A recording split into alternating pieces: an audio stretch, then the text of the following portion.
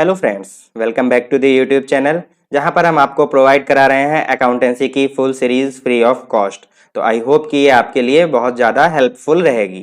तो अगर आपने अभी तक चैनल को सब्सक्राइब नहीं किया है तो तुरंत सब्सक्राइब कर लीजिए, जिससे आपको आगे की वीडियोस के नोटिफिकेशन टाइमली मिल जाए, और वीडियो को लाइक भी ज़रूर कर दीजिएगा। तो इसी सीरीज में आज हम कंटिन्यू करेंगे अपने क्लास 11th की अकाउंटेंसी का second chapter theory base of accounting, जिसमें हमने कुछ लास्ट लेक्चर्स में अकाउंटिंग प्रिंसिपल्स के बारे में पढ़ा था, और आज हम अपना टॉपिक कवर करेंगे अकाउंटिंग स्टैंडर्ड्स। तो आइए अपना मेन टॉपिक स्टार्ट करते हैं। Accounting standard. तो सबसे पहले हम समझेंगे कि अकाउंटिंग स्टैंडर्ड की ज़रूरत क्यों पड़ी। तो जैसा कि हमने लास्ट चैप्टर में पढ़ा था कि हमारे अकाउंटिंग प्रोसेस के कुछ स्टेप्स होते हैं, और इस चैप्टर में हमने पढ़ा है कि कुछ प्रिंसिपल्स होते हैं जिन्हें हम बेस बना के अपनी अकाउंटिंग फॉलो करते हैं।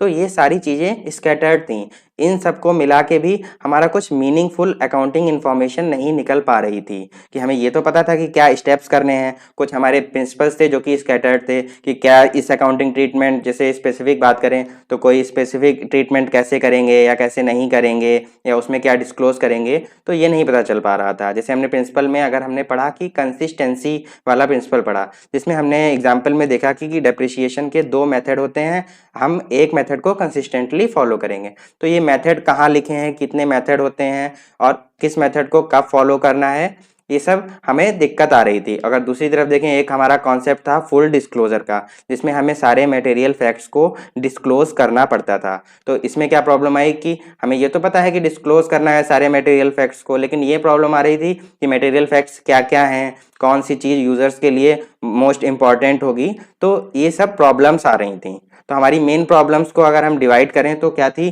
पहले तो कि हम ट्रांजैक्शन को रिकॉग्नाइज कैसे करें, दूसरा उसका ट्रीटमेंट कैसे करें,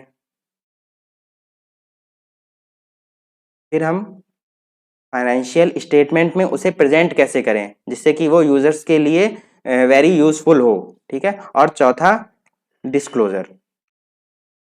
तो ये मेन प्रॉब्लम्स आ रही थी कि ये चीज़ें हम कैसे करें। हमें प्रिंसिपल्स पता थे कि हमें करना क्या है, स्टेप्स पता थे कि क्या क्या स्टेप्स होते हैं, रिकॉर्ड करना है, मेजर करना है, पर कैसे करना है, कुछ स्पेसिफिक चीज़ें हैं उन्हें कैसे हम अकाउंटिंग में लाएं, तो ये प्रॉब्लम आ रही थी। तो जब ये प्रॉब्लम आई तो फिर हमारी जो ICAI है, इंडिया की अपेक्स बॉडी ऑफ अकाउंटिंग, इसने 1977 में अकाउंटिंग स्टैंडर्ड बोर्ड का गठन किया।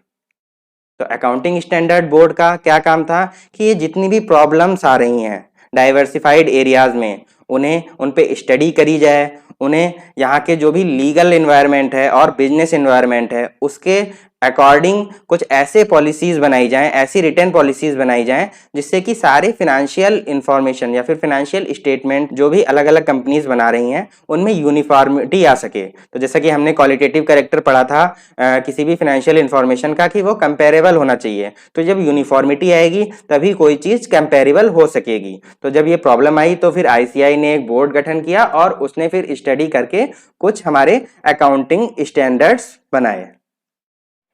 तो अगर हम अकाउंटिंग स्टैंडर्ड की मीनिंग के बारे में बात करें तो accounting standards are written policies, ये रिटन पॉलिसीज हैं।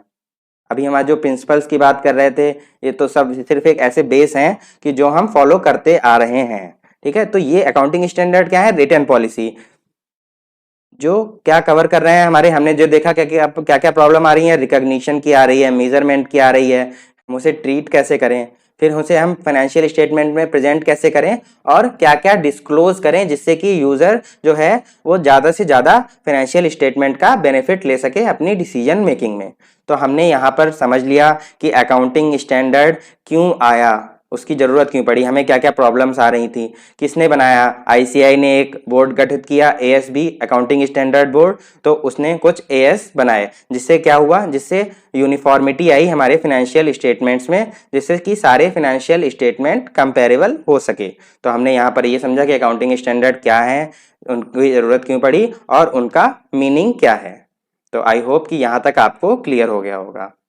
तो अब हम बात करें कि ऑब्जेक्टिव्स ऑफ अकाउंटिंग स्टैंडर्ड्स क्या थे, कि ये क्या क्या पर्पस बीट करते हैं, हमें क्या क्या हमारी नीड पूरी करते हैं। तो सबसे पहला तो मैंने जैसे बात की कि bring uniformity in different accounting policies, ठीक है। तो हम डिफरेंट डिफरेंट अकाउंटिंग पॉलिसीज जो यूज हो रही थी तो उसमें यूनिफॉर्मिटी लाया, जिससे कि जो नॉन कंपेरेबिलिटी है फाइनेंशियल स्टेटमेंट्स की वो एलिमिनेट हो पाई, ठीक है।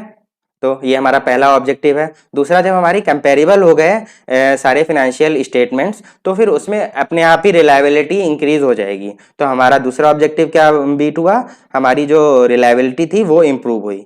और अगर हम तीसरी बात करें तो एक हमें स्टैंडर्ड अकाउंटिंग पॉलिसीज का सेट हमें मिल गया, हमें कुछ वैल्यूएशन नॉर्म्स मिल गया। अगर हम बात करें तो हमारा एक एएस है, वैल्यूएशन ऑफ इन्वेंट्रीज, ठीक है। तो उसमें हम क्या डिसाइड करते हैं कि हम अपनी इन्वेंट्रीज का वैल्यूएशन कैसे करेंगे। ऐसे ही हम एक और एएस है जिसमें हम बात करते हैं कि हम अपने एसेट्स का कैसे वैल्यूएशन करेंगे या फिर एसेट्स को कैसे शो करेंगे।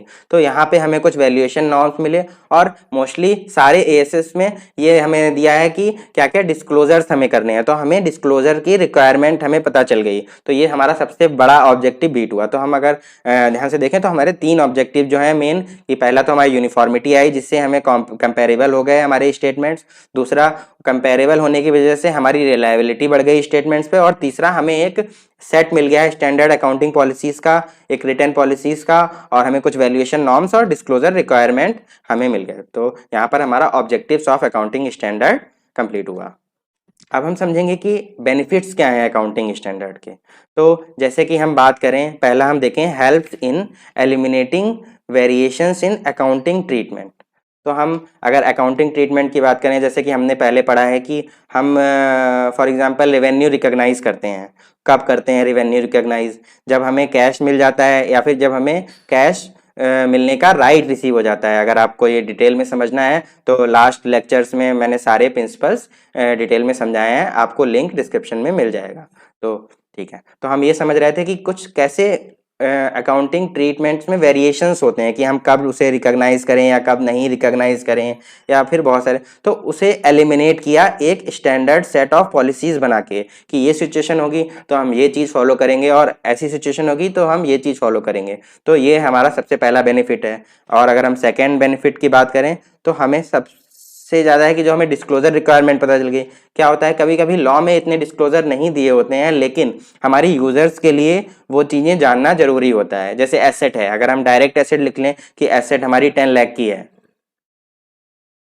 तो इससे यूजर्स को नहीं पता चलेगा। अगर इसे हम बाइफरकेट करें, जैसे फर्नीचर है, लैंड है, बिल्डिंग है, और जो भी चीज़ें हैं उसे हम बाइफरकेट करें तो जो यूज़र है वो एक सटीक अनुमान लगा लेगा कि क्या चीज़ें हैं, क्या चीज़ें नहीं हैं, या फिर क्या चीज़ें इन्होंने नहीं ली हैं जो इन्हें ज़रूरत थी, या जो भी है यूज़र के लिए जो बेनिफिट होगा। तो कुछ ऐसे डिस्क्लोजर्स होते हैं, या फिर अगर हम बात करें डिस्क्लोजर की, जैसे कि कोई केस पेंडिंग चल रहा है तो वो हमें डिस्क्लोज करना है, ठीक है ना।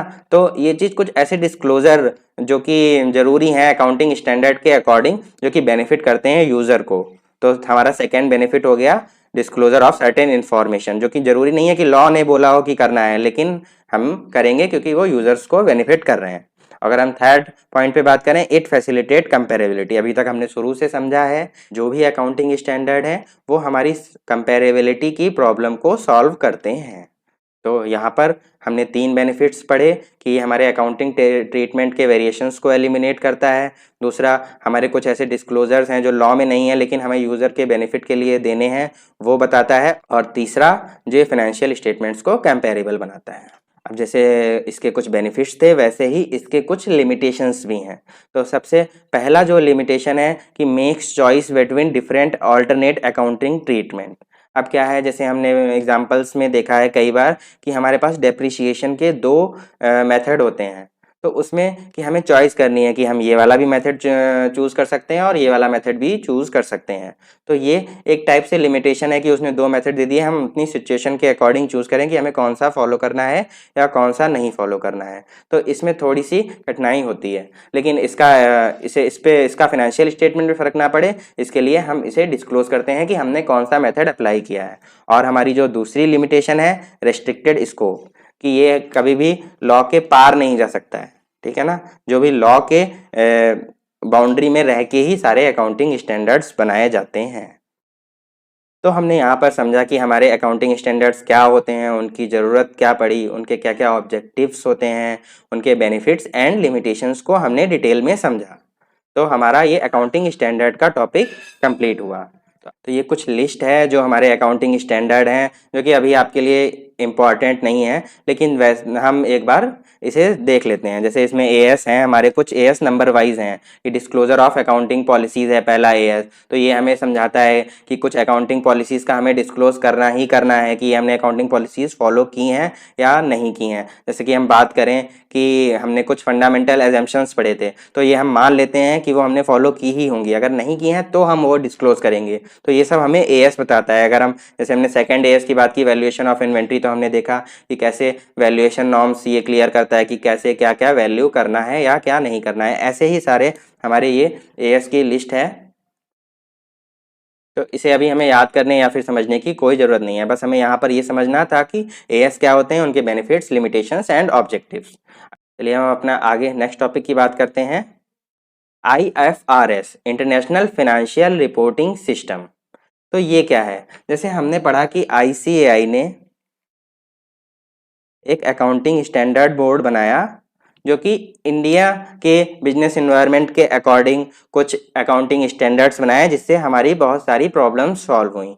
ऐसे ही इंटरनेशनल लेवल पर जो होता है इंटरनेशनल अकाउंटिंग स्टैंडर्ड बोर्ड, वो कुछ ऐसे अकाउंटिंग स्टैंडर्ड बनाता है जो कि इंटरनेशनल लेवल पर एक्सेप्टेबल हों, जिन्हें हम कहते हैं इंटरनेशनल फिनेंशियल रिपोर्टिंग सिस्टम, कि हम इंटरनेशनली कैसे फिनेंशियल रिपोर्टिंग को फॉलो करें।